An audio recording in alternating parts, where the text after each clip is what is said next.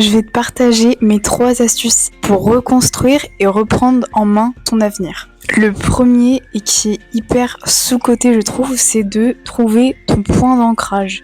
C'est-à-dire que quand tu vas être dans cette étape, dans ce cheminement intellectuel de te reconstruire, de refaçonner ton identité, etc., que ce soit par rapport à juste une évolution dans la vie ou parce que tu as traversé une période difficile, trouver ton point d'ancrage, que ce soit par rapport à une personne, une musique, un objet même de ton enfance ou une odeur, ou ça peut être plein de choses. Juste trouver quelque chose dans les moments de baisse de motivation par exemple, dans les moments de coup dur, dans les moments où tu as envie de tout t'envoyer valser, trouver vraiment ta safe place à toi, qui se reconnecte avec ta personnalité, ce que t'aimes, etc. et qui va te redonner vraiment ton énergie, quoi. Deuxième chose que je pourrais te dire, c'est de mettre la priorité sur toi et sur ta santé, c'est-à-dire mentale, physique, psychologique, psychique, je pourrais toutes te les citer, vraiment mettre le point sur ta santé et la priorité sur toi.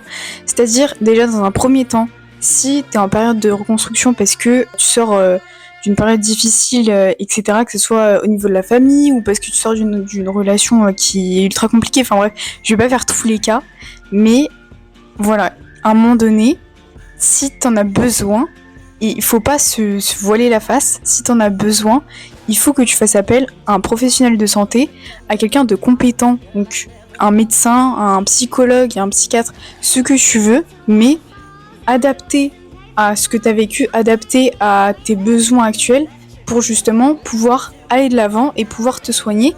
Et aussi l'autre face de ce que je voulais dire, c'est vraiment les personnes toxiques, bon c'est un peu le mot à la mode parce que voilà, mais vraiment les personnes qui te prennent toute ton énergie, qui te prennent ton temps et ton énergie, à l'heure actuelle on n'en veut pas. Donc je sais par expérience que c'est hyper compliqué de se détacher des personnes comme ça parce que il y a une emprise psychologique ou parce que t'es attaché géographiquement et que peut-être t'es mineur ou majeur mais que tu peux pas encore partir. Je sais à quel point ça peut être compliqué, mais au maximum se détacher de ça pour se préserver. Et la dernière chose que je pourrais te dire, c'est vraiment de rêver en grand. Autorise-toi à rêver plus haut que tout. Et plein de projets. Autorise-toi à avoir énormément d'ambition. Et en fait, tout simplement, crée plein de choses à toi, crée plein de projets ou de trucs qui te ressemblent et qui vont te faire vibrer dans ta vie. Voilà.